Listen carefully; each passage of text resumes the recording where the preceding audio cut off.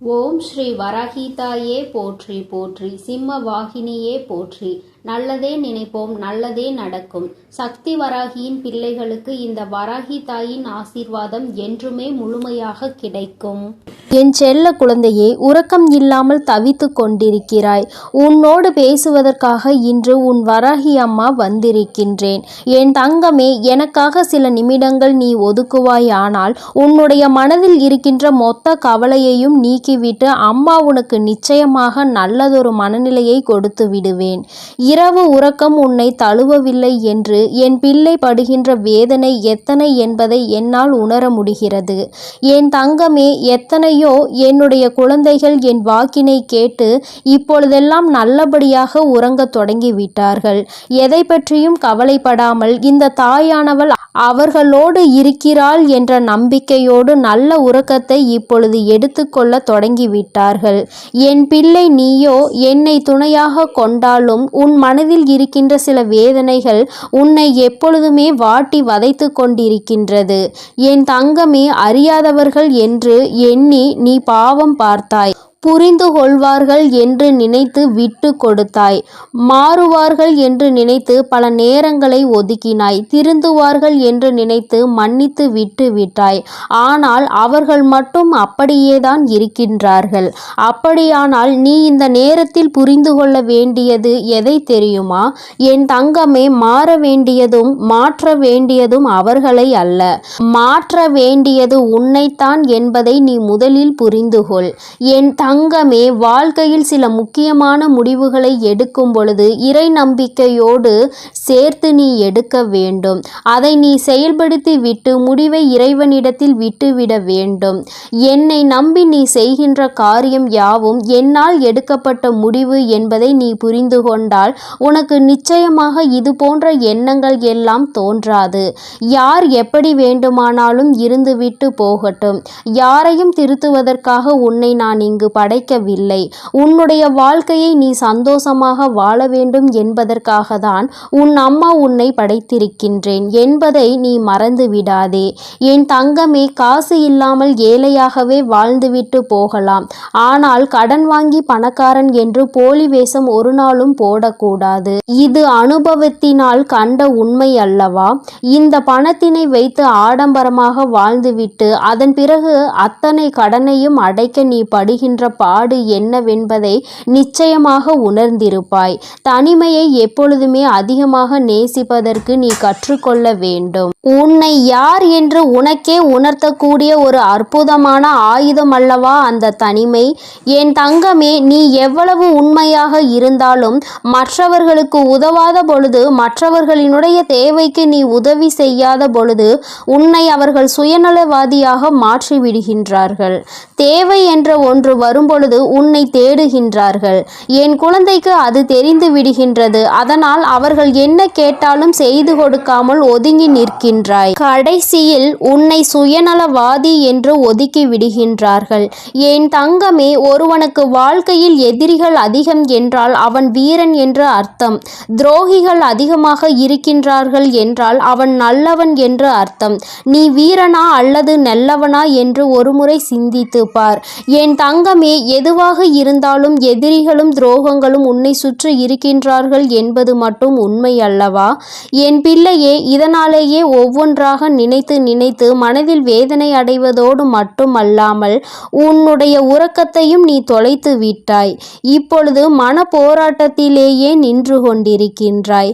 என் குழந்தையே, நீ என்ன சொல்கின்றாய் தெரியுமா? அம்மா, எல்லாமே இருக்கட்டும், நடந்தது எல்லாமே நடக்கட்டும், கஷ்டங்கள் எல்லாமே வந்தது வந்ததாகவே இருக்கட்டும், எனக்கு வழிகளை கொடுக்கின்றவர்கள் எனக்கு வழிகள் தருகிறார்கள் என்று நினைத்து எதுவும் வருந்த வேண்டாம். ஆனால் எனக்கும் வலிக்கும் என்று ஏன் அவர்கள் புரிந்து கொள்ளாமல் இருக்கின்றார்கள்?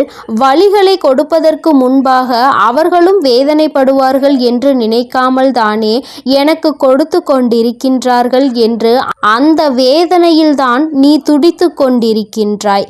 யார் எனக்கு ஆறுதலாக நிற்கின்றார்கள்? யாரும் இல்லாமல் தனிமையில் தானே நான் அமர்ந்திருக்கிறேன் என்று என் பிள்ளை நீ நினைக்கின்றாய். என் தங்கமே, யாருமே உனக்கு துணையில்லை என்றால் இந்த தாயானவள் உனக்கு துணையாக இருப்பாள் என்பதை நீ முதலில் புரிந்து கொள்ள வேண்டும். என் தங்கமே, பொதுவாக வாழ்க்கையில் ஏற்படுகின்ற சில கருத்து வேறுபாடுகளுக்கு முன்பாக ஒரு விஷயத்தை நீ உணர்ந்து கொள்ள வேண்டும். மனதிற்கு பிடித்தவருடன் பயணம் செய்வது எல்லாம் ஒரு நாளும் சலித்து போகாதது. ரசித்தாலும் இன்னும் அதனை நினைத்து ரசித்து உன்னுடைய இதழ்கள் புன்னகையை எப்பொழுதுமே கொடுத்து கொண்டிருக்கும். அதனால் உன்னோடு வாழக்கூடியவரை நீ மனதார நேசிக்க வேண்டும். பிடித்து விட்ட பிறகு அவர்களிடையே மனக்கருத்து வேறுபாடுகள் ஒரு நாளும் ஏற்படாது. பிடிக்காத அதனால்தான் அங்கே பிரச்சனைகள் ஏற்படுகிறது. இது உன்னுடைய வாழ்க்கை. இந்த வாழ்க்கைதான் கடைசி வரை உனக்கு நிரந்தரம் என்று நினைத்தால் உன்னோடு இருப்பவர்களை நீ நேசிக்க ஆரம்பித்து விடு. என் தங்கமே, முகத்திற்கு முன்னால் பாசத்தை காட்டி முதுகுக்கு பின்னால் வேஷத்தை காட்டுகின்ற உலகம்.